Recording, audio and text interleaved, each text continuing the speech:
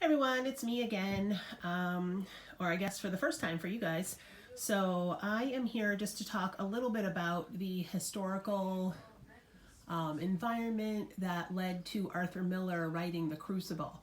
Now, you had looked up a lot of facts about the Salem witch trials, and you had looked up facts about McCarthyism and the Red Scare, basically the communist scare in the United States, and HUAC, and lots of different, factual information. Now, two more things that you should sort of have an idea of that will help us as we are reading the play and looking at it together is hysteria. Okay, the idea of hysteria is exaggerated emotion that can lead to uncontrollable panic. And then also the idea of an allegory, which is a story in which the characters and events are meant to symbolize other people or events.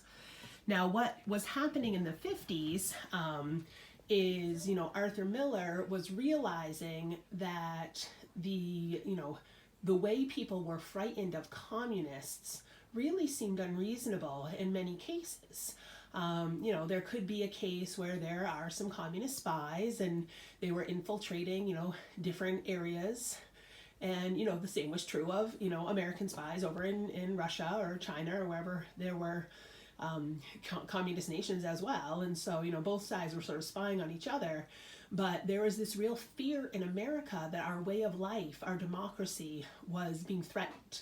And so because of this fear, it started to border a little bit on hysteria, where instead of looking at facts, instead of looking at reason, people were sort of being overwhelmed by this emotional fear response, so that they, wanted to just sort of shut down any possible, they were sort of overreacting to things, I guess is what I really want to say. And so Arthur Miller has seen a lot of his friends in the Hollywood business and in the playwriting business on Broadway lose jobs or not be able to get work, not be able to get people to publish their plays, not be able to get work as an actor or as a writer, if they in any way were seen to have any sort of connection or even an opinion that might be considered favorable towards communism. And so he was, himself quite famous already. So he was sort of lucky in that he was sort of sheltered from any real negative backlash.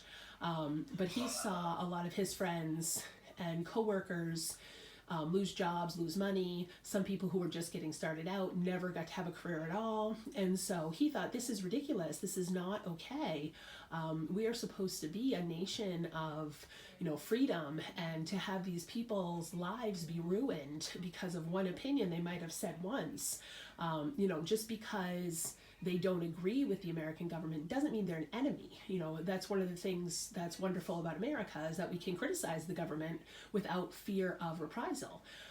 And that there's a difference between treason, which is actually plotting against the government, and, speaking out what you believe. And so he felt that it had gone too far. And so he wrote this play as an allegory.